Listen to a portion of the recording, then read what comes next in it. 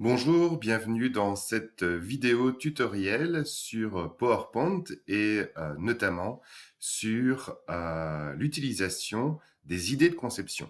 Alors les idées de conception, qu'est-ce que c'est? Quand vous arrivez sur votre PowerPoint et que vous saisissez du texte dans les zones ici, voilà, vous avez ce que vous connaissez habituellement.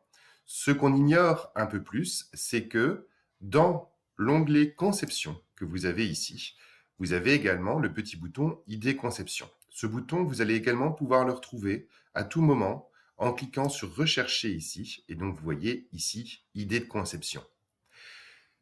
Que va faire Idées de conception? Eh bien, vous faciliter la vie et vous faire gagner un temps énorme sur la mise en page de votre PowerPoint. Je vous montre Idées de conception ici. Vous allez voir que sur le côté, des idées, des propositions de conception et de mise en forme vont apparaître et il me reste simplement à choisir celle que je souhaite utiliser. Grande nouveauté dans ces idées de conception, c'est que depuis peu, je vais ici mettre un nouvel écran, une nouvelle diapositive.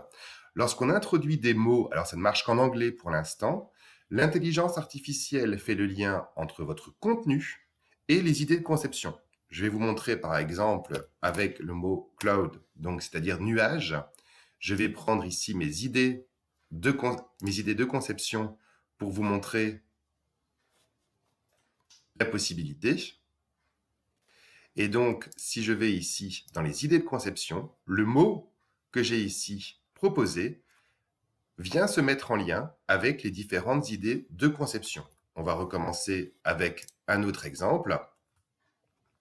Si par exemple, je tape le mot école à la fois à chaque fois en anglais pour l'instant, on va espérer que ce soit le cas en français très prochainement, et vous verrez que les idées de conception ont un rapport avec l'enseignement, avec le cadre scolaire. Vraiment un outil très efficace, très rapide, qui va prendre en compte votre texte et vos images et vous proposer des présentations professionnelles avec du PEPS et qui donne véritablement une plus-value à votre PowerPoint. Voilà, j'espère que ce petit tuto vous sera utile. Au plaisir.